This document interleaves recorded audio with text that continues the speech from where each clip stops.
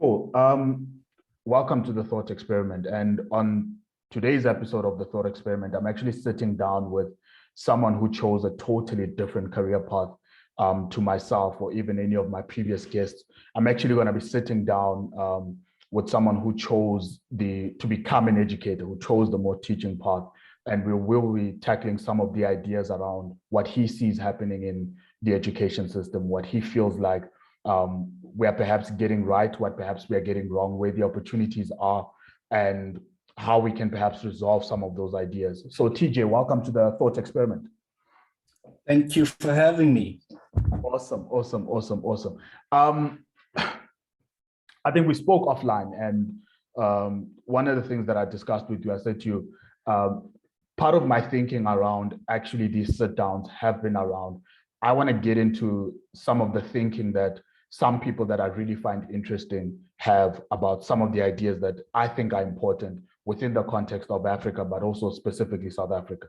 And so you're one of those people that I looked at the path that you've chosen in your career. It has been quite interesting because it doesn't necessarily begin with you. I saw you posted your results from last year. You didn't start there. No. Those are those are definitely not your metric results. Yeah. So let's get it kicked off from here. I'm with you in high school. Mm-hmm. Who is TJ in high school?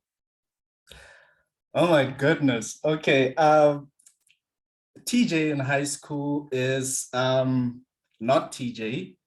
He is Taelo, right? So TJ is this uptight teenager. Okay. He doesn't get involved in anything. He goes to school, he goes to church after school, and then goes back home. That's it. No partying, no hanging out, nothing. Just school, church, home. That's it. And TJ is an overachiever in high school, actually. So all of this actually started in high school. Mm-hmm. Yes, the results were not the same. Mm-hmm. They were even of a higher standard in high school. Mm-hmm. So I started laying the foundation way before high school, and then working my way to high school, getting into high school, and continuing like that, continuing with the standard. So TJ in high school is the president of the SRC. He doesn't engage with anyone, no girls, nothing like that. He's just purely academic, focused. He reads a lot. He wins all sorts of competitions, goes to the ESCOM Science Expo. He goes to competitions like the Department of Water Affairs competition. He wins all sorts of essay writing competitions. And in all of this, he doesn't really understand what he wants to do. He doesn't really understand how to deal with all of this and what to do with all of these accomplishments. So that's TJ in high school. Awesome. Okay, so moving from that, then how do you end up studying what you've studied?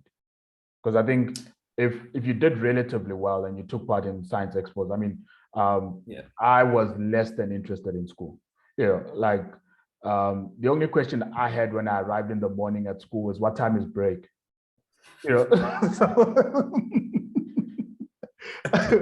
So I wasn't interested in school at all. I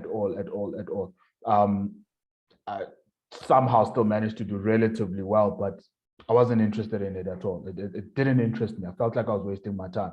So I'm interested in this because you seem to have this focus on your academics pretty early on. Mm-hmm. So I think before we get to how do you then arrive at studying what you've studied, where did that come from? Where did that focus on your academics actually come from? Because that's pretty unusual. Yeah, it is. I think I should first start by saying we deal with a whole lot of things, especially as teenagers.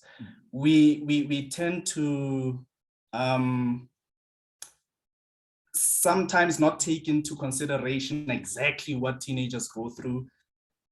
And it's a lot. It's a lot for some of them. Yeah. So this focus and determination and discipline came from a very dark place. I come from a very dark place. My upbringing was decent. I have a hardworking mother. She separated with my father when I was around 9, 10. Okay. And the divorce scarred me. It really did scar me emotionally. I didn't know how to deal with it, but all I knew was that I had to find a way to channel all of this energy and all of this frustration. So I just thought to myself that it would be more beneficial to me if I found a more positive avenue, a more positive outlet. And that outlet just so happened to be academics, because throughout my upbringing, my mother would bring books for me to read, encyclopedias, scientific encyclopedias, and literature books that she kept from her high school years. So I'd read the likes of Shakespeare, and that's where my interest in the English language came from. Mm-hmm. And all those encyclopedias just channeled me into the technical stream. Hence, I took pure mathematics and physics and technical drawing and all those subjects. So the discipline came from there. The fact that I have a single mother, she rarely ever has time for us because she has to work to put food on the table. And my dad at the time didn't seem to be interested in, well, taking care of us or in any sort of relationship, because he later got married and he started his own family, and he just didn't have time for us. So I just thought to myself, okay, since this gentleman doesn't have time for me, let me just find something to keep me busy, you know? And I think it was a way of finding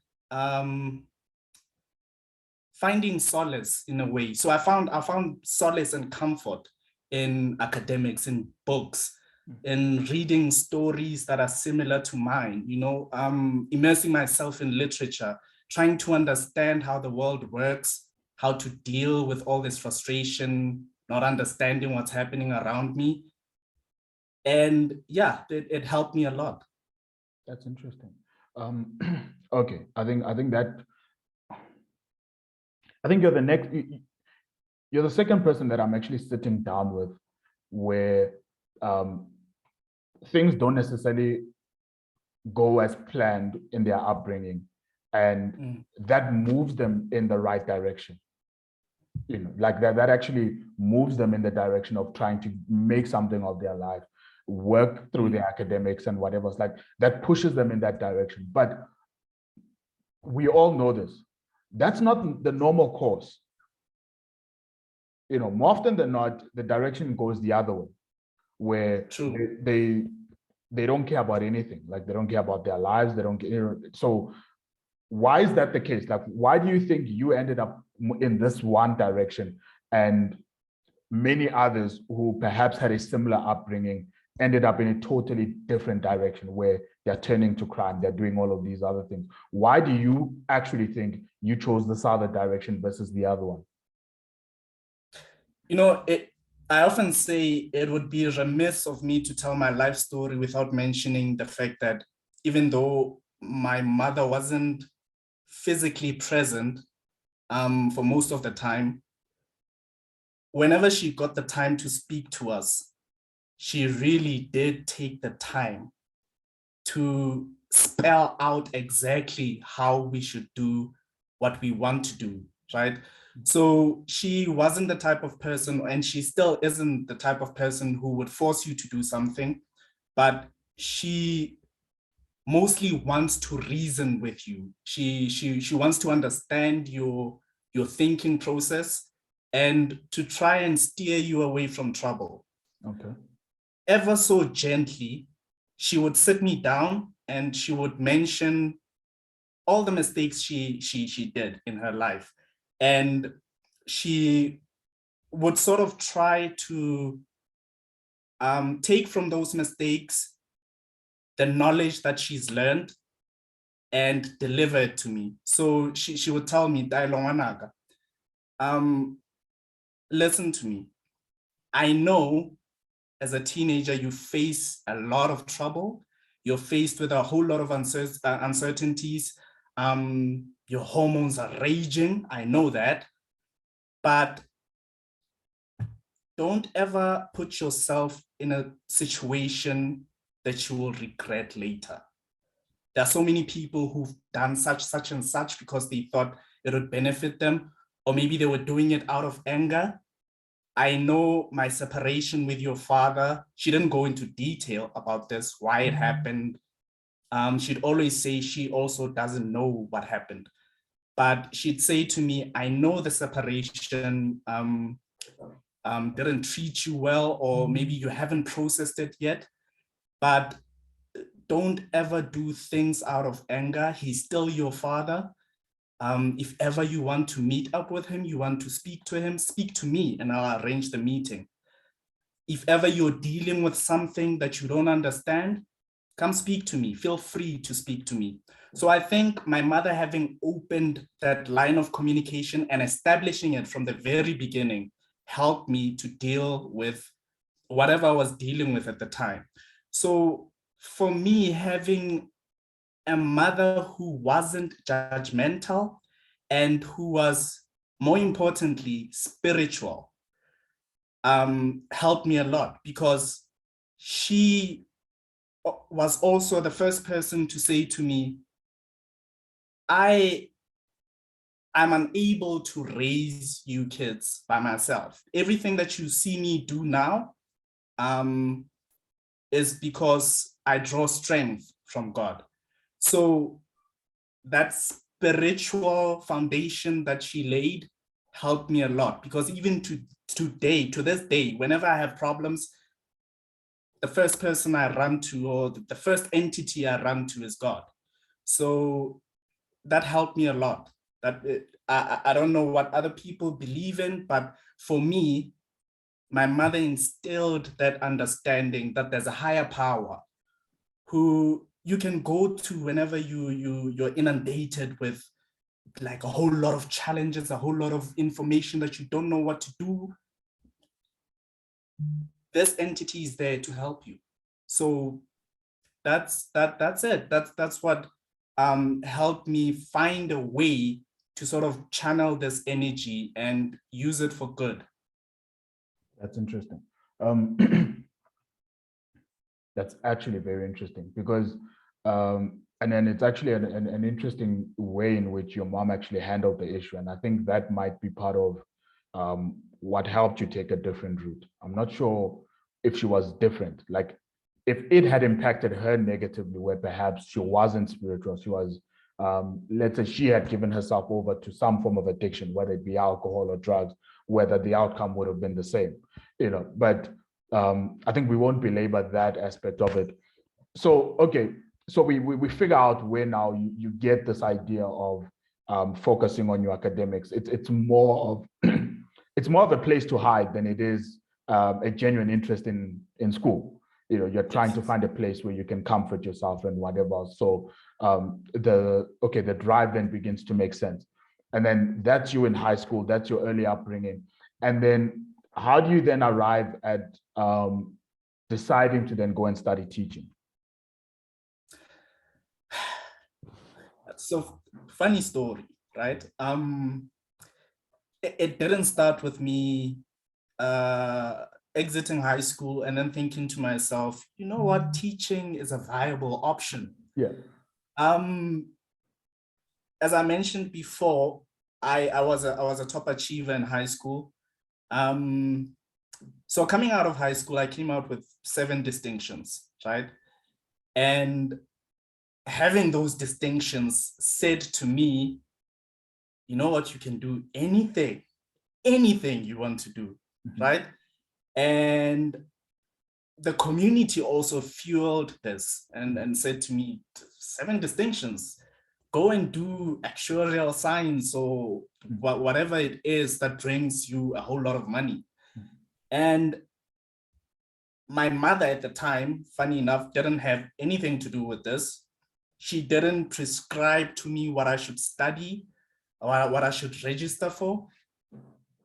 But because of the fact that I took civil technology in high school as a technical subject, and I found it interesting. I genuinely found it interesting. The fact that you could be involved in a project to build something and look at it later on and think to yourself, I was part of that.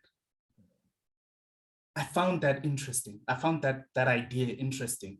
Looking at the buildings, just the architecture, it was appealing to me. So I later applied to WITS, the University of the Witwatersrand, to study civil technology, civil engineering, not understanding that there's a huge difference between civil technology and civil engineering.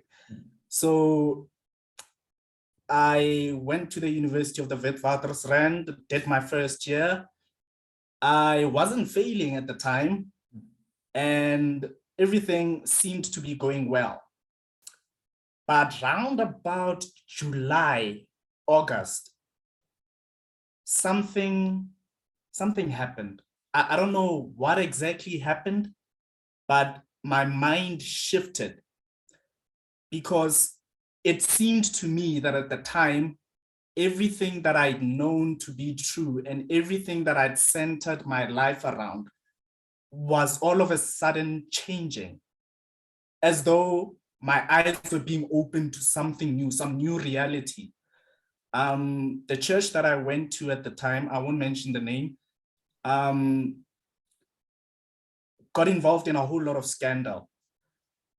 And the pastor was, like the head pastor was separating with his wife.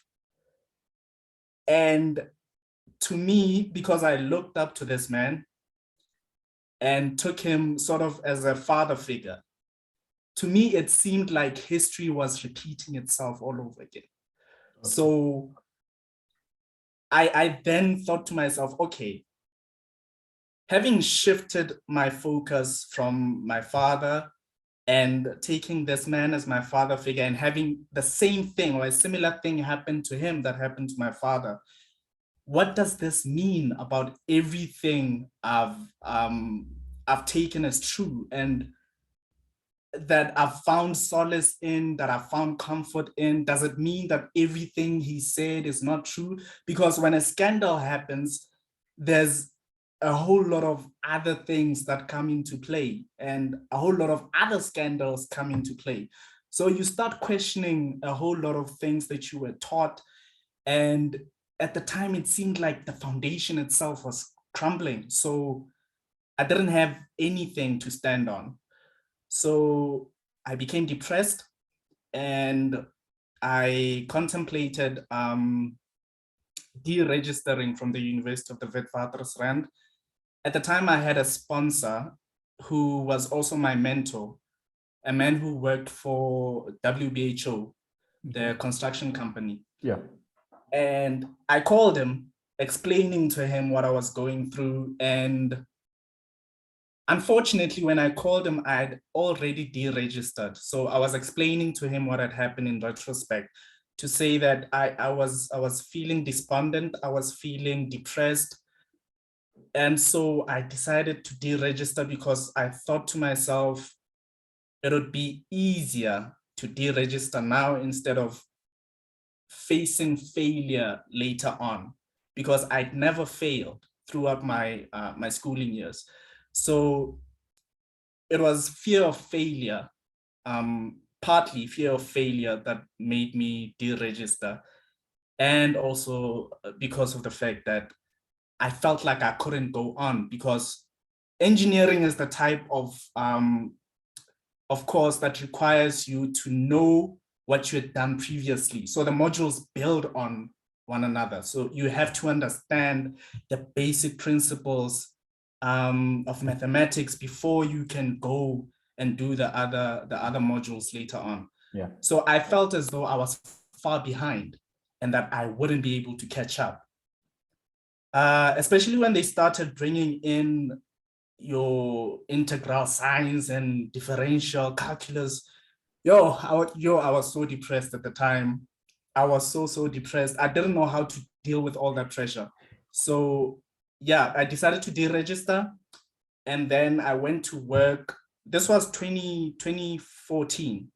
Mm-hmm. And then I went to work the next year. For the whole year, I worked with WHO in Group 5, building Mall of Africa. Oh, okay. So my sponsor and mentor, because he worked for WHO, spoke to some of his superiors to say, there's this young man who's found himself in a difficult situation. Could we help him? So I managed to get a job as a quality assurance assistant. Okay. And I was staying on site. Every morning, I would go to the offices on the other side of the building, and then later on, go back to hostel. So yeah, my work comprised of going to site and checking the quality of the concrete, whether there's honeycombing, all of that stuff. And during that time, the whole of 2015 was a time for me to reflect on what I actually wanted to do. So doing this work of like meeting with civil engineers and site agents sort of exposed me to the actual work, realizing that we don't actually apply the maths we study in varsity and all of that complex calculation made me to want to go back to the University of the Witwatersrand and complete what I'd started. So then I registered again in 2016 to complete my first year because I had deregistered, right? Yeah. So I went back, completed my first year, got credit for the modules I'd passed. And I passed my first year in 2016, my second first year. And then I went and did my second year in 2017. And that's when things started getting real again.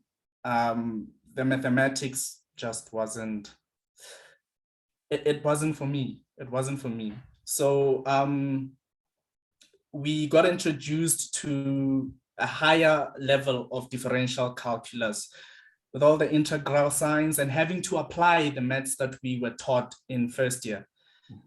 So getting into that, and I remember there was a module called environmental engineering. Okay. And I didn't understand what was happening, because you'd get given certain variables, but then there's some other variables that are missing and you have to work them out. I just found it frustrating. Mm. And I think also the fact that I didn't really get grasp of the foundational principles. I didn't know how to apply what I learned. Okay. So not having learned to think and how to sort of apply what I've learned, I struggled a lot. And so I became depressed. There's a center at the University of the Witwatersrand called CCDU, okay, where you go if you're feeling anxious or depressed or whatever, and you speak to someone. But every time I went there, I felt as though it's making things worse. Because yes, they'd have a box of Kleenex tissues there, I'd cry, and then I'd go back to my room, and then the cycle would continue. Because then when I go back to my room, the therapist isn't there. I have no one to talk to, right? I'm only faced with all these symbols, all these mathematical symbols that I somehow have to work through. We did have tutorials, but they weren't helping, because I think also the fact that I'd lost passion. I didn't have passion. I didn't have something to look forward to. Sort of derailed my progress. So yes, I failed most of the modules in second year. And that's when I spoke to my friend at the time, Nelson Matsuuma, and he was going through the same thing.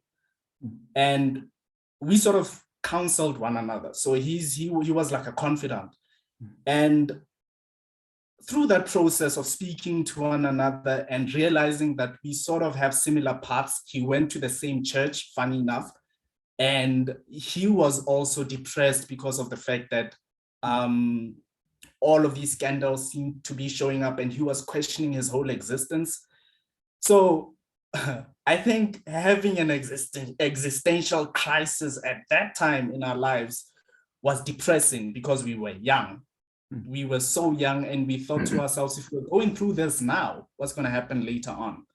So he decided earlier to say, you know what, I'm not going to stress myself. I'm not even going to write the exam. I'm just going to register or apply to the University of Johannesburg to study teaching. So he had already made up his mind around June or so.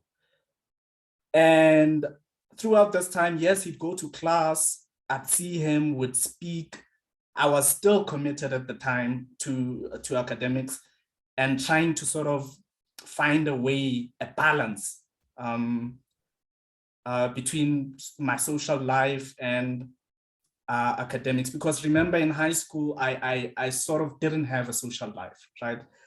My life was purely academic, and I'd go to church. So getting to varsity and having to sort of fend for myself, my mother wasn't there. So I had to learn certain things on my own, including establishing relationships with ladies, right? And yeah, no, it showed me flames, to say the least. No.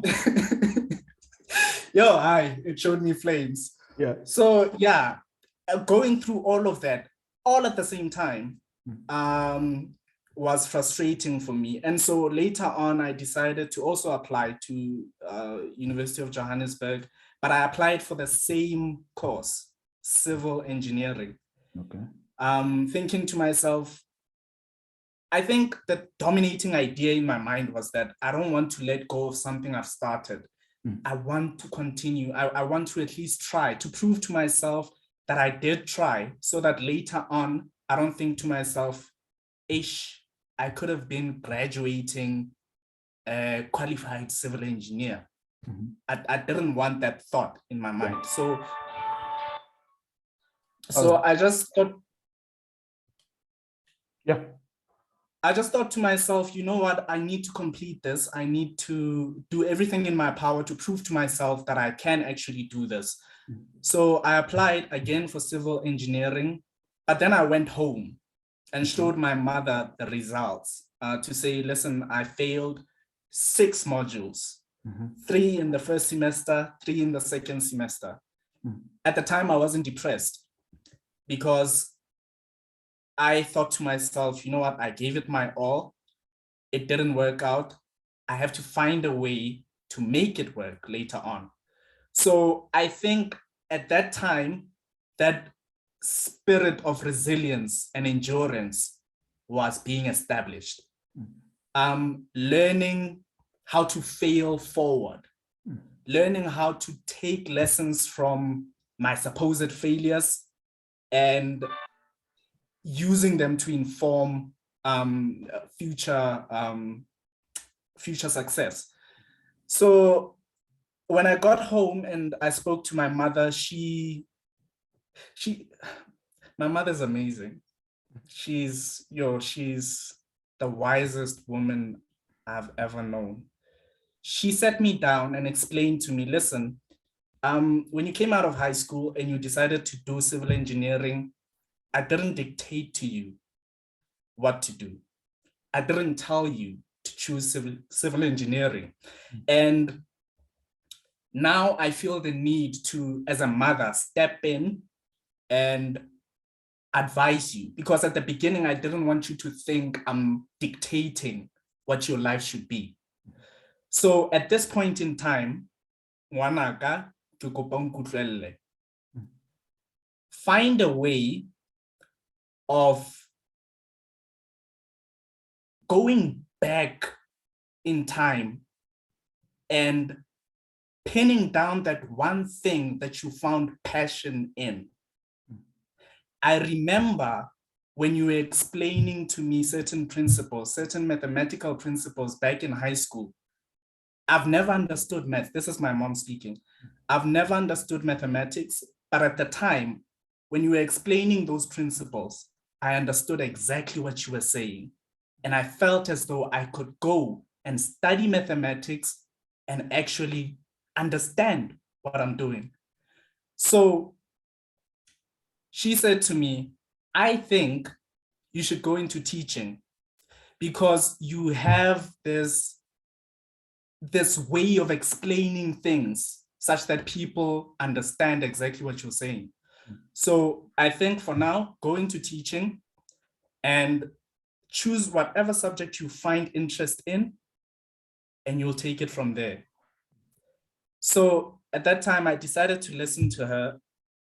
I went back to the University of Johannesburg, UJ, and at the time, I didn't have accommodation. I didn't have any money. I just came to Johannesburg from Northwest Rustenburg to say to them, could you please change my qualification from engineering to teaching, to education? And in doing so, may I please have English and any other subject as a major? And this is what most people who knew me didn't understand. Why I'd move from engineering in the first place, but not even that, why I would take English instead of mathematics and physics as my majors. And this comes from what my mother had said to me, to say, find a subject that you've always found interesting and major in that subject. And going back to my high school years, I always remembered how Ms. Kirsten would come to class well prepared. Her documents were arranged properly, and she knew exactly what she was doing. And she instilled that interest in me. At one point, actually, she came to me the day before applications were closing for their Boxer Youth Leadership Program for this essay writing competition. And she said to me, Dialogue, please write an essay on this topic. There's a competition, they're closing tomorrow. I understand there's a lot of pressure, but take your time. Take your time to write this essay, and then by tomorrow morning, you hand it to me. I will help you edit it, and we'll send it through. We sent through the application, and I actually won the competition. And I was taken in with some other students to go to Suela Zimbili in KwaZulu-Natal for a leadership program.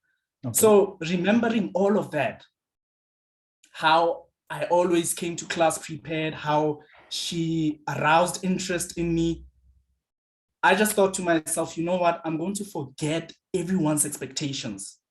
I'm going to put everything aside and I'm just going to do me.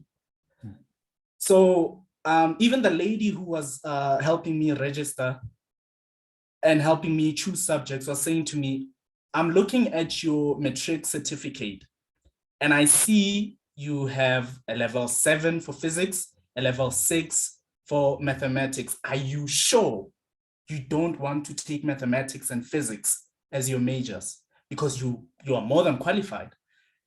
And I remember saying to her, I know that's not a true reflection of what I'm capable of. Moreover, those are not the subjects I'm most passionate about. So could you please register me for English and any other subject? And she showed me the combination, and I happened to take ICT support specialist, school ICT support specialist as my second major. So that's how I went from studying civil engineering to changing to the University of Johannesburg and studying teaching. Okay, that's interesting. That's quite the journey. And then looking back in hindsight, do you feel like I don't want to call it right decision. What are your thoughts on that decision in hindsight? I think I should first mention that during the initial stages of having made this decision, I regretted having made the decision because, yeah, no, I have to be honest with you. So I went back, right? I don't know what prompted this. I went back on the internet and I searched, because after high school, I didn't really show much interest in how much certain careers were earning, you know, but Yeah. But then, yeah, I went back and then I Googled. Yeah. And then after seeing that package, The gap. the salary, the gap is it's way too much. So after that, I did regret making the decision. But then I think going back and remembering just how depressed and miserable I felt, because I felt as though I wasn't in the right path. I wasn't fulfilling my purpose. And reading Paulo Coelho's The Alchemist helped me a lot. Yeah. Because that's why I got introduced to this whole idea of purpose, right? Having something that you have to do, having a calling, and seeing what he terms omens, seeing all these signs that reassure you that the stars are indeed aligned, and having everything work just ever so perfectly, lining up. I thought to myself, you know what? At this point, it really doesn't matter. It doesn't matter how much I'll be earning, as long as I'm happy and fulfilled doing whatever it is I'll be doing. So, yeah, reading did help me a lot. Robert Kiyosaki's Rich Dad, Poor Dad, where he mentions the fact that it's not how much you're making, it's what you do with what you're making. Yeah. These seemingly little principles from different books helped me stay focused. Yeah. So yes, immediately after making the decision, I did regret having changed. But then later on, after arming myself with all this knowledge and all these ideas, it helped me focus on everything I was doing at the time. So much so that getting to the University of Johannesburg, I, after registering, went straight to class because I missed the first year's orientation. I went straight to class. I sat down in the front row. I still remember it vividly as if it was yesterday. I went to class, sat down in the first row, took my book out of my bag, placed it on the desk, placed my pen right next to the book, and just sat like this, waiting for the lecturer. And Nelson was sitting right next to me. the guy I came from the University of the Yes. Witwatersrand with. And he looked at me, he's like, hey, man, you're so focused, you don't even see that people are here. You don't even see me. I'm like, yo, I actually didn't realize we'd be in the same class because he chose different majors. He chose mathematics and physics. So I became so focused that I forgot everything else. It went back to my high school years where it was just school, home, church. That was it. So yeah, I did regret the decision momentarily. And then later on, I became content. And I think that's the most important thing to me, being content, being happy, and enjoying the process and appreciating what the process teaches you. We take for granted what we learn throughout the process of becoming, right? And for me, that's the most important thing, the process itself. That's interesting. And you see, I think for me, again, I think our upbringings are very different. Like my parents are still together and whatever else. But I think for me, and I even tell this to my younger siblings and whatever, so I say to them, as a man, I think you ought to have two dreams. And I really believe this. I said to them, you have to have two dreams. If you decide to have a family, you ought to have two dreams. First being the life you want to give to your family and what you want to do with your life. And if what you want to do with your life cannot give your family the life you want for them, then find a way to do what you want to do with your life in your spare time. You understand? So that's literally my take. That's Yeah. because especially where kids are concerned, like I've got young kids, and my take on it is you lose your right to put yourself first the day you decided to have them. You understand? Because out of all the people in this situation, they didn't choose to be here. They are the ones that did not have a say in what's happening right now. And so you have to then put them first, you know. True. And for me, that's where a lot of my thoughts on money and finances actually come in, you know, like it's one of the things that I really, I think about a lot, like more than perhaps I probably should, and more often than perhaps I would want to admit, but I think about it a lot, but I think about it within that context, within the context of they didn't ask to be here. They didn't ask for this. And so you want to actually set them up in the best possible way, you know, and then you can decide on what it is that you want to do or what you find interesting when you have time, you know, in your spare time, you know, but set your family up properly. And it's one of the things that I really think about a lot. And now with that, I think a lot of that also has to do with the people that have influenced me and the people that I've met. Now, where I want to go with this is more in relation to the shift a few gears towards the education system and what actually drives that. What are your current thoughts on where our education as it is right now? What are your thoughts on it right now? And where do you think it's going? And is it moving in the right direction? So I read an article yesterday, actually, a Times Live article by Jonathan Jansen, where he mentions, and I think that this is where my answer will come from. We need to look at what the department deems the best individuals they can produce, right? In order to measure whether or not we are actually where we need to be, or if we are headed in the right direction.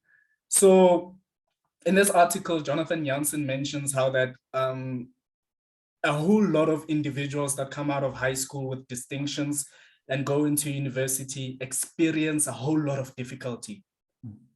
and taking myself as a case study, I can see exactly how that can be. For me, I don't want to blame the department, right? I believe in being accountable, like taking responsibility for my own life.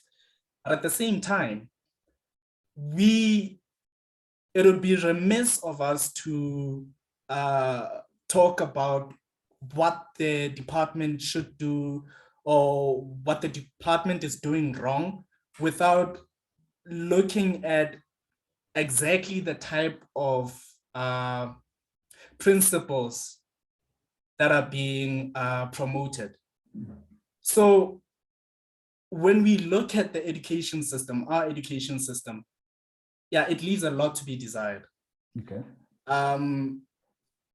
Individuals come out of high school not having the proper skill set to navigate not only the working world, but life itself.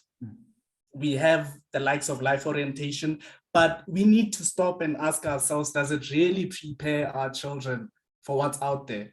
Especially having moved into the 4IR and having artificial intelligence being implemented in almost every sector. So yeah, that's my take. It leaves a lot to be desired, and I think we should stop putting the blame on the department only, but also look at ourselves and see what we are promoting. There's a whole lot of parents who come from work tired and barely ever have enough time to instill that interest in their children. I think after having done practicals I was doing my practicals in a school called Curo Helderweg. Okay. And yeah, speaking to those students opened my eyes. Almost all of them were complaining about how their parents don't have time for them. And how, okay, let me not say too much, but there's a lot we need to look at other than the schooling system itself. There's a lot of truth in that saying, it takes a village to raise a child, right? So I watched the previous interview you did, and the gentleman mentioned how that context is important. It's so true. Context is important. So if we bring it back to the African context, in order to solve our problems, educational problems in this instance, we will need to look at context. We will need to look at how that when children go back home, there rarely ever is enough motivation being instilled in them to study. And some of them, if not most of them, come from homes where it's not even conducive for them to study, right? And so if we are to ever solve the educational woes, the educational problems we're experiencing, we will need to look at this issue holistically. And yeah, watching the matric results announcement yesterday, yeah, there are all these figures being mentioned by the minister and how there's an improvement here and there. But can we really speak of improvement when we've lowered the standards? Can we really be honest with ourselves and say, no, we've improved, such and such a province has achieved this percentage and they've improved? I don't think we can be honest with ourselves if we are lowering the standards and yet speak of an improvement. Where does it come from? It doesn't add up, right? So I think for me, it goes back to context and the idea that we are all involved in this. We can't just blame a department or an individual for the problems we're experiencing today. So when I think about, I agree with a lot of what you're saying in terms of the the problem is multifaceted. So there are many factors that influence a child's outcome. Like you can literally, like even in terms of neighborhood, like you can literally, the neighborhood that you more often than not, the neighborhood that you actually grow up in plays a larger predictive factor in your results in school than even at times things like IQ. You know, like it's very, very, when you look at like some of the studies, it's very interesting what actually tends to influence a child's outcome in school in and of itself. And a lot of that has to do with things like identity, what they believe is true about themselves. And that often indeed comes from, more often than not, the household that they come from, what that household actually believes to be true about education in and of itself. What does that household actually propagate about education? And so, I mean, and for me, how I actually think about it, and this is why I try to push most of my kids into private schooling. You know, like that's really what I've decided, because one can argue like, well, we've got, you know, one kid from some rural school who's got 7 distinctions. You're like, yes, but how many of them failed? You know, so what I do is that I look at the majority. I'm like, I'm not going to assume that my child is actually exceptional. I'm going to assume that my child is average, which means they are going to perform to the general average of the environment that they are in. And so if and this is literal basic things where you can look at the average student coming out of a private school at the very minimum has university entrance. That's not the same as the average student coming out of a public school, you know? So it's like, the averages are not even the same. Like you're not even measuring the same population. You're not even measuring the same dynamics. And for whatever reason, like the environment that you grew up in, the school that you go to plays such a huge role. And it's one thing that, who's this? The father of, he basically is dubbed the father of genetics, where he talks about the idea of nature and nurture and how the two things actually influence each other. And I think that is where, I was talking to the missus about this a while back. What most parents tend to do, and I don't understand why we do this, we actually don't want to take responsibility for our kids' futures. It's easier to blame the teacher. Like, it's not like your child fails. Like, there is no child that failed in the matric final exam. They've been failing through the entire year. You shouldn't be shocked at what happened yesterday. What happened yesterday is the result of what has been happening for, let's give it at least 12 months. And you didn't do anything about it. So you cannot look at the result and say, how did my child fail? The education system is failing my child. You're like, well, yes, but you also failed the child too. You know, because this child was not going to do well in that exam to begin with. Like the standard is almost irrelevant. It's like, this child was not going to do well going into that exam. This child was ill prepared going in. So if you as a parent were nervous about what's going to be happening yesterday, you're like, it's a bit too late. You know, you know, it's a bit too late. And I want to place more blame on parents, but I also can't, because I think parents are also ill prepared when it comes to their children's education. True. True. You understand? So I think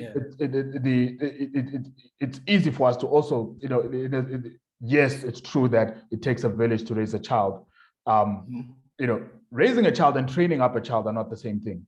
When we're talking about education, we're talking about training up the child. We're talking about developing the child so that they can actually become a meaningful member in society. That training requires a certain level of, firstly, a natural interest in the child, but also a greater focus on what are their weaknesses, what are their strengths, how can we actually help them and help them develop in that. And that's a multifaceted issue. That involves both the education system, that involves both the community that this child grows up in. And I do not think we do enough of that. I do not think we do enough of helping these students in terms of that. Because when you, I mean, if someone who didn't take school seriously like me, you know, can come out relatively okay, you know, clearly school is not that difficult. You know, like More often than not, it's really, again, you mentioned the thing of interest, like they're just not interested in schooling. Why is that? Like, what actually drives that? What's causing that? And it's one of the things that I think about quite often, one relating to my own little family, but even in the context of, I mean, I've got siblings still in school and whatever. So I think about it holistically and I'm like, okay, what am I doing to try and encourage that? What am I doing? I've got one younger sibling who wants to get into engineering. I'm like, okay, it's a difficult path, but I try to show him some of the amazing things that some engineers have actually accomplished. Introduce him to people like your Elon Musks and whatever else. And this is what engineering does. This is what an engineer can actually do in terms of impact.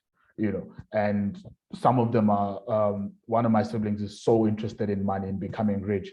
So you actually are able to, there's this idea where people say, well, money won't make you a millionaire. That can't possibly be true. You become a specialist in, let's say, a surgeon and whatever else, and all of a sudden you're making 1.5 million a year. It can make you a millionaire.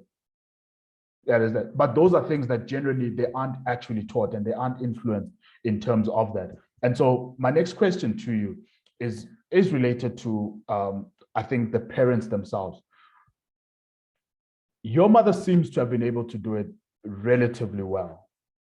What do you perhaps feel like your mom did well in terms of one, encouraging, but also instilling that desire towards learning that perhaps other parents may not be doing in terms of their kids? I mean, I understand the notion of kids feeling like their parents are not busy and they're not giving them enough attention.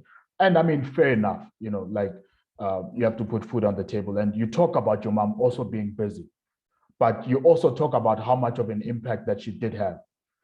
So it's like, yes, she was busy, but in those moments that you did spend with her, they seem to have a great impact on your life and also in the trajectory of your schooling and your academic achievements.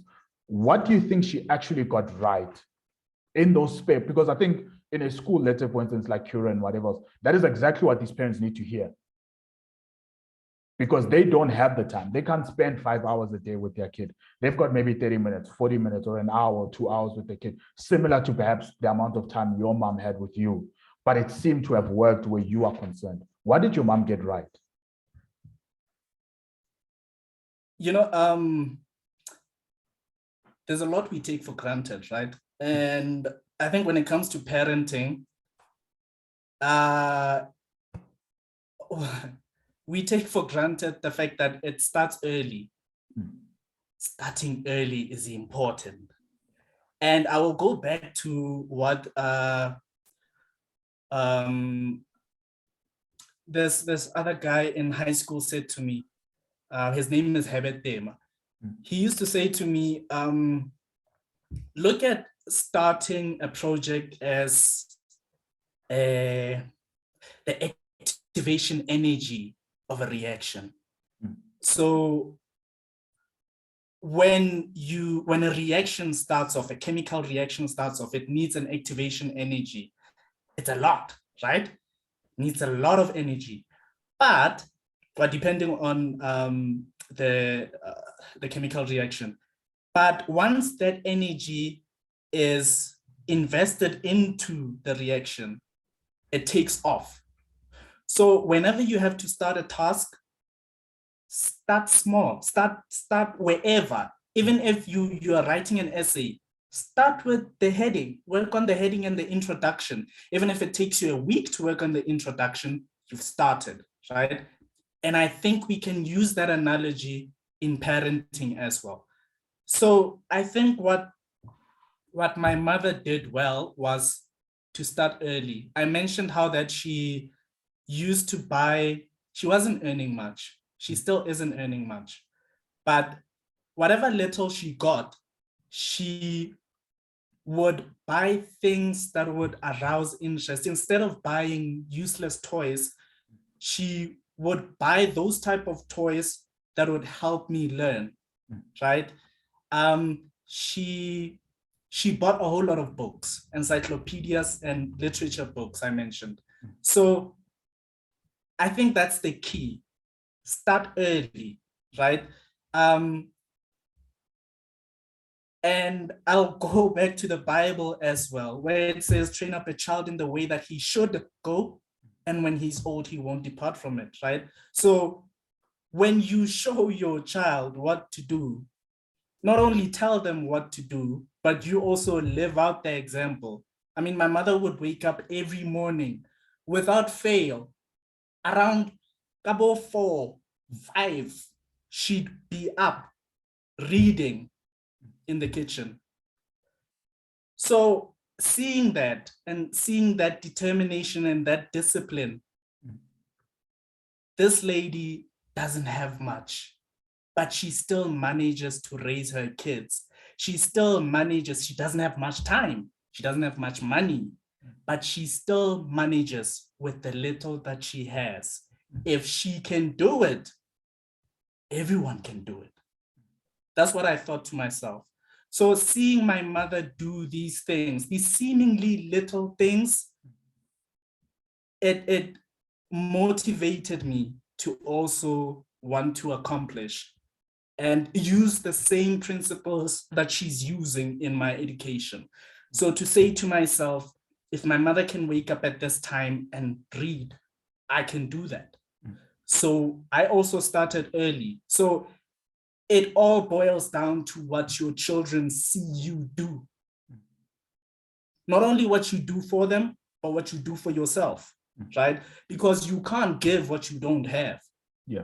You can only give out of abundance, right? So if you've already have certain principles down, then your children are most likely to follow you. So there are some parents who might say, okay, start early, sharp, but I don't have the time. Like I don't have the liberty of going back in time and changing certain things. No one does. But what you can do now is to slowly but surely change the habits, right? It starts small, but it builds up. Once they see you suddenly change and gear up, they will also want to gear up, right? We take for granted also what impact we have in our children's lives.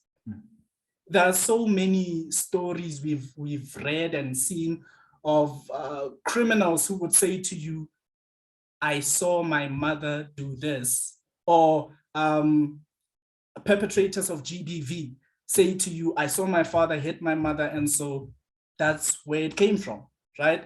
So if an action so negative as perpetrating GBV can have such a great impact, how much an action that's positive? So why don't we switch it? Why don't we channel our energies into something positive? If you can come back from work, take a young shower, go and speak to your child, ask them how their day was. It starts small. Once they see you showing interest in their lives and actually caring what happened during their day, instead of working your way on your laptop every now and then, they will sort of become accustomed to that, and will see that my parent cares, and so I should also care for myself. So yeah, it starts small. Interesting. Another thing, I think we're going to start wrapping up now. Another thing that I have a question for you about, and I don't know how to fix this, but well, firstly, provided that one thinks it's a problem, I think it's a problem. So they say that like the average toddler, so anything between 3 and let's say 5, asks about 400 to 700 questions a day. And it's quite annoying. I've got a kid who just turned 4 on Sunday, and he asks why about everything. Like why this? Why do we have to bath every day? Why do I have to go to school every day? Why is that happening? Why are they driving that? Where's that motorbike going? And like, how am I supposed to know? But it seems as though as soon as the kids enter the education system, those number of questions drop dramatically. And it drops to the point of basically reaching 0 a day. Now, here's my thinking. And I actually had a fight with, because he started a new school, I had a fight with the principal about this as well. Kids ask questions because they want to know. Until they realize when you get to school, it's the child it's not the child that asks the questions, it's the child that answers the right questions that gets the gold star. So they stop asking questions and they start wondering, what do you want me to know so that I can also get a gold star? Which is fair enough in a world that doesn't change. Where if you can just take what I'm telling you, learn what I'm telling you, and be able to repeat it to me, you'll be fine and you'll get your gold star. Until you get into the real world, and now all of a sudden, the world that you were taught by a teacher in grade 10 is not the world you're moving into now. Turns out that we don't need that many CAs anymore.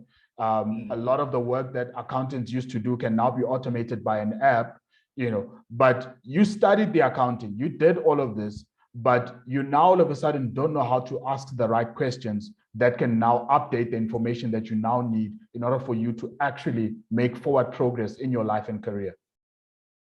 So it's like the way in which you succeed in education seems to be the way in which you fail in real life. That's deep. Yeah.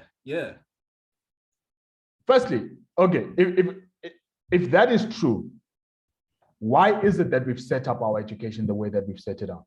Because you see, we were fine up until about 2 years ago, and then all of a sudden we're faced with a disease or a virus where now all of a sudden we needed people who could ask good questions to say, okay, what is this thing actually doing? How is it actually functioning? It seems to be moving differently to what we've ever seen before. So how do we do that? So now all of a sudden, it's not the person with the right answers. It's the person who can actually ask the interesting questions that we needed. And clearly we did not have enough of those people. And we didn't ask those good questions quickly enough, clearly. So it's like we literally have just been through something. And still, I guess we're still reeling through something where the way in which we've trained up our kids, the way in which we've actually educated them, set us up for actual failure in an instance where we needed people who could ask good questions. Why is it that within the structure, firstly, I think that's that's where we can start with this. Why is it that we reward the answers and not the questions? If clearly in the real world, I mean, even in corporate, that's really what it is. The person that can really ask good questions, take into account certain aspects that perhaps no one else is looking at, and be confident enough to raise those questions, be confident enough to raise those are the people that get the promotions. Those are the people that get the increases. They're like, listen, you are such a valuable member of this team. You are asking good questions. You are raising ideas that we weren't even thinking about. Those are the people that make progress in their careers. But that's not a thing we teach in their education. Why is that? So I think for me, it stems from the idea that the schooling system seems to specialize in stifling dissent. So whenever you have an individual such as you've described, an individual who asks a whole lot of questions, they tend to kill that spirit. I don't know why, I don't know what's the motive, but I applaud anyone who comes out of the schooling system still having that level of curiosity, because the war is real. They seem to be fighting against creativity. They seem to be fighting against critical thinking. And if we take it back to the corporate world and look at the likes of H&M, if there was an individual in that boardroom who said, you know what, I think this ad is a bit racist, they would have saved themselves the embarrassment, right? So I think we need more parents like you who would actually go to the principal and say, look, I don't think such and such and such is working. My child tells me this, and this is happening. Whenever they seem to show interest in a certain topic and ask certain types of questions, they're shut down, right? And if we have more of those parents, the schooling system will have no choice but to actually ask themselves if the recipe they're using is working. And not only the parents, but the head of departments themselves. And I think it's unfortunate that, I'm going to be honest with you, né? If I take it back to, so I've just concluded my undergrad studies in education. If I take it back to everything we've been taught, this is what, it's no secret. This is what most of my classmates were complaining about. The fact that the university seems to be prescribing a certain level of critical thinking, but they don't seem to be taking it as seriously as they do on paper. So they tell you, no, you should come up with innovative ideas. But then you come up with innovative ideas and you ask the relevant questions as to whether a certain system is working, and you're shut down. There was actually a case in one of our classrooms, and these are future teachers, mind you. There was a case in our classroom where one of the students asked the lecturer whether the system she's prescribing would actually work in a different situation, in a different instance, right? Sort of avoiding to use a rule of thumb to say, okay, no, whenever this happens, this is what I apply. But to say, question the theory itself. Is this theory valid? And they were asking a valid question. And I don't know whether it was out of frustration or maybe the lecturer felt as though her authority was being questioned, but she suddenly became all sorts of emotional and threatened to actually storm out of the lecture hall, saying that she was being disrespected.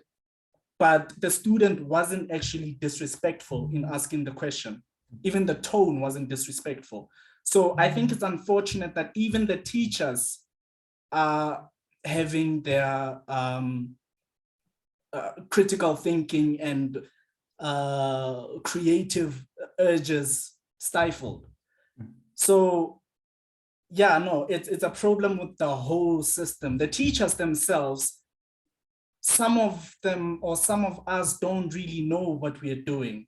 And we don't really understand just how much our psyche has been affected, right?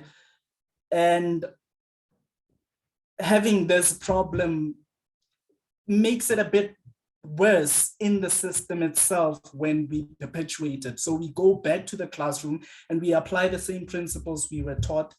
And because there's this one kid who is seemingly annoying, asking all sorts of questions, you think they're questioning your authority because you were once in a lecture hall and you asked a relevant question, but the lecturer thought you were questioning their authority. So now you tend to do the same thing because justice wasn't served way back when you asked the question. So it's that sort of problem. I think if us as new teachers were to implement a new way of thinking, to say, let's sort of do away with most of what is prescribed by a behaviorist approach to teaching that says the learner knows nothing, and we are going to reward certain individuals, and we don't treat learners as, there was a term that they used to say a whole lot of times in the lecture hall, tabula rasa, meaning a blank slate, right? You don't treat learners as blank slates that come into the classroom with nothing. They know something. They can school you in a whole lot of stuff, right? Especially teaching a generation that's well-versed with using technology. They can teach you a lot. So if we start looking at ourselves not as just educators, but educators who are also students in the classroom, we will sort of get rid of that pedestal type of image of ourselves where we are the authority in the classroom. So yeah, I think it boils down to that. That's interesting. Yeah, man, like I think this education question is it's sad, the story that you've just mentioned. Now, having been through the undergraduate studies, and I believe now you're doing your honors, Yes. do you have plans of actually practicing as a teacher? No. Wow. No. Okay, let's get into that. Let's get into that. This is, I think, oh my goodness, like I really wish I could send the minister this conversation and say, this is what your training is doing. Yeah. I'm interested to know, why is that? So, yeah, there's a whole lot of personal reasons as to why. Hey, we don't have to get into the personal ones. Yeah. So, my idea with getting into teaching was that I would be, don't get me wrong, I love teaching. Mhm. I love teaching. I love the idea of being in a classroom and actually sharing knowledge. And it's the conversations for me. The conversations are so refreshing, getting new perspectives. It's amazing. It's amazing. But having said that, I don't see myself in the classroom in the long run. Actually, I don't want to start because I don't think it's for me. I'm more interested in developing certain teaching techniques and also finding new ways of using technology in the classroom, right? So I think also it's this idea that's been planted in my head. It's been running in my head for so long, of the meneer with pointed shoes, and a tucked-in shirt with no tie. That image is, it haunts me every now and then. And I didn't want to be that type of teacher who is arrogant for no reason because his dreams didn't come true or he didn't fulfill certain things in his life. I didn't want to be that teacher who's not fulfilled with what they're doing. There are people who genuinely want to be in the classroom and who find passion in standing there and engaging with the students.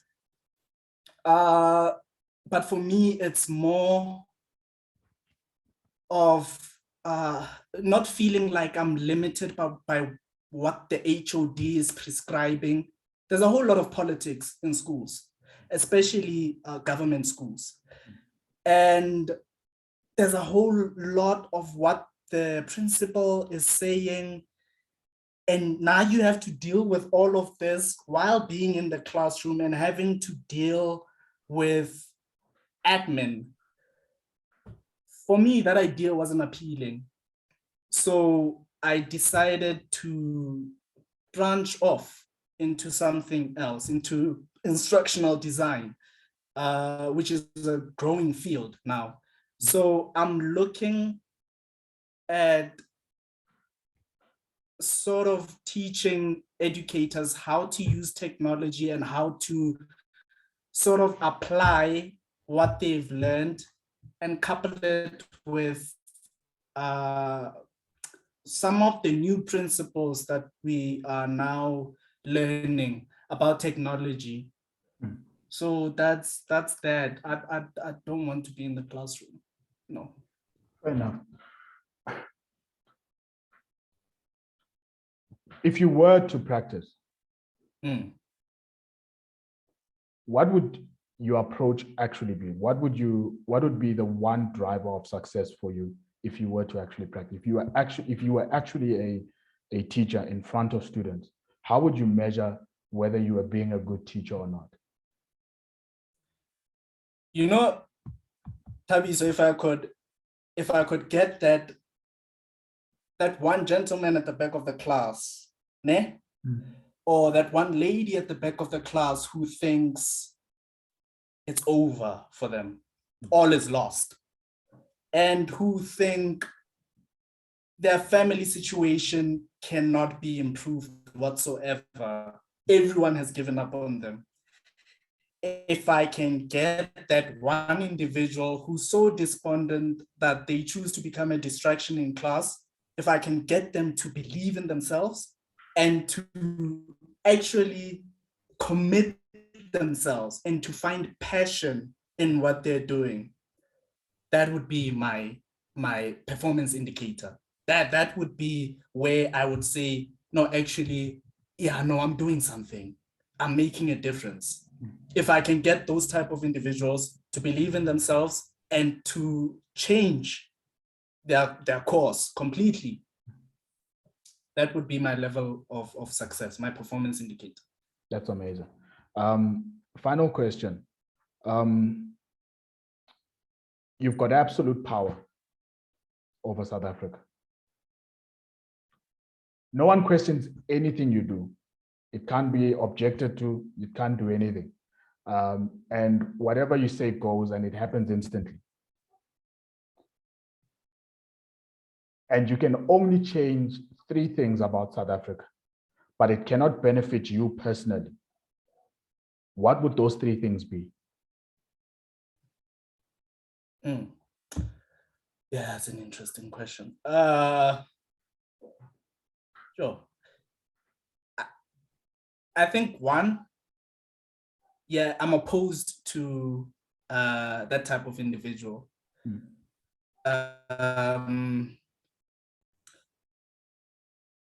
Because that's a dictatorship.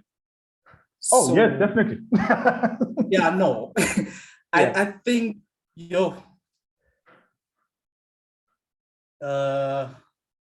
it would draw me into a paradox, because the first thing I would want to change is my level of authority, that level of authority. Okay. Yeah, I would want to change the whole idea of me having the final say. I think it does no good. I think it's important for us to have opposition, and that's how we move forward. When we started the interview, you mentioned how that you realized you don't have all the answers. Mm-hmm. And that's part of the reason you're doing this series of dialogues, of interviews. And that's the one thing I've realized myself, that alone, I can't do much. But if I engage with others, I can accomplish a lot. So I think the one thing I would change is that level of authority. And I think having changed that, it'll change everything. I wouldn't even have the liberty of making the other 2 decisions. So, yeah. That's interesting.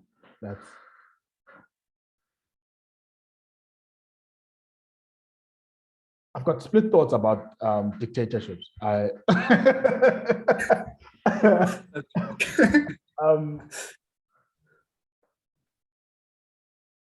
actually I'm also very opposed to them. You see. However, what I'm also opposed to is endless conversations that lead nowhere. So, in my opinion, there has to be someone who has a final say. There has to be someone who's going to bear the responsibility of, okay, I've heard all of what you've said. This is my decision. Now, in this instance, I'm going to push you on this.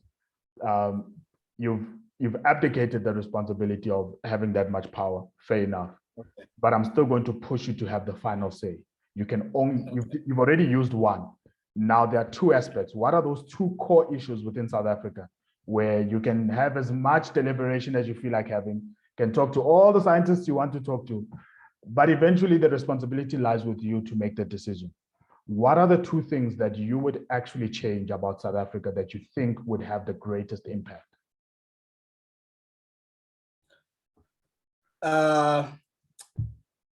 I'm very interested in education. So I would take it to the education sector and say, those teachers who are actually opposed to change, and which just so happens to be the older teachers of the previous generations, should be forced to learn new skills and be well conversant with technology. Otherwise, make way for the new teachers who are actually interested in developing themselves and their skill set. I would change that. The third one would be going into politics, right? Yeah, there's a whole lot that's happening, but you're gonna need more than one wish for that. no. No, it's a lot. So I think the one thing I would want to deal with is the level of corruption, because it is derailing our progress. So to deal with that, there's no one solution, but I would find means through which to limit instances whereby nepotism is used to appoint certain individuals and to sort of infiltrate certain political groups that seem to have secrets within themselves, and that's why they're not holding each other accountable. I would deal with that. I don't know how, but I think I'd sort of find a system of dealing with that, such that everyone, regardless of whether or not you're a member of this party and for how long you've been a member of this party, is held accountable for the wrongs that they do, so that we move forward. We can't be in a country where certain individuals are more equal than others, right? Because it's a recipe for disaster. Yeah. The level of corruption is just unbearable now. It's gotten to a point where I actually think maybe there should be a budget just for corruption, so that we prepare ourselves ahead of time, because it's too much. Yeah. No, man, fair enough, fair enough. TJ, thank you for this. I think your story is very interesting, and I think it will really resonate with a segment of people that tend to watch my videos. I think your story is, it's not unique. I think there are many people that have been through similar instances, similar circumstances in their educational journey, where they've reached multiple crossroads that feel like it's a crossroad every like 3 or 4 months. Like just when you feel like, okay, I've gotten over this, and then now it's a new thing. I've just gotten over this, and then it's a new thing altogether. And also within our development. So I really, I appreciate that. I really appreciate you taking the time to really sit down with me and actually just share your journey. And man, we are watching. Like we're really. I'm watching your journey, and I'm really intrigued by it. I'm really intrigued by the journey you're taking. I'm intrigued by some of the decisions you've taken and whatever. I was like, some of them isn't decisions that I would have made, but I'm intrigued by how you've made those decisions, how you've made it work for you, how you've dealt with some of the feelings of failure, how you've dealt with basically someone you really look up to disappointing you, and realizing just how much of yourself and what you believe to be true about yourself is linked to the image of that person you actually have. I think we can all resonate with that. We've all had people like that, whether it be our parents and whatever else, and then you wake up one day and you realize they are not perfect. And you're like, so what the hell does that mean? So, and now having to deal with all of that, I think your story is a unique one, and I'm pretty sure this is just the beginning, and we'll definitely love to have you sit down with us again when you're further along in your journey, talk again about where you're at now, what your thoughts are, whether it be within the context of education, whether now you've moved into technology completely, which it sounds like you're in that direction. It really does sound. But yeah, really, I appreciate you taking the time to really sit down with us, and thank you for this. Like, I think it's really been quite informative, and some of your ideas are really, you've said some of the things that I think some of us have been thinking, but hearing it from someone who's actually been on the inside with regards to education, you're like, okay, so we are not crazy. This is actually what's happening. I mean, you don't necessarily have to have the answers as to how we fix that, but this is exactly what the point of this sit downs are. It's the thought experiment. We're going to look at certain ideas, certain thoughts. We don't have to arrive at a certain conclusion, but just digging deeper into those questions, and people can make of it what they wish. And I really appreciate some of the ideas and you being so open with us about your own journey. No, thank you. Thank you so much, Thabiso. Thank you for having me. And I look forward to watching a whole lot of your videos and the other interviews. Yeah. The other interviews we get to do. Yeah. You inspire me. You inspire me. I hope you know that. I hope you know that every time you decide to sit in front of your laptop and record those videos, I'm listening, I'm watching, and more often than not, it's with a smile on my face because I'm thinking, damn, this man is smart. This man is a thinker. So I hope you know that. And yeah, every time you talk about Jordan Peterson, I think to myself, I actually watch his videos on YouTube, and this is exactly what he says. So I'm also watching. Also watching. I appreciate that, man. I really appreciate that. I hope to be able to sit down with Jordan Peterson one day. I think he's easily in the top 3 most important voices on the planet right now, in my opinion. He's more important than some presidents. That is a valued treasure that we all need to look after. TJ, let me not keep you any longer. Thank you so much for this, man. I really appreciate it. Thank you. Awesome, Thank you so much. Cool.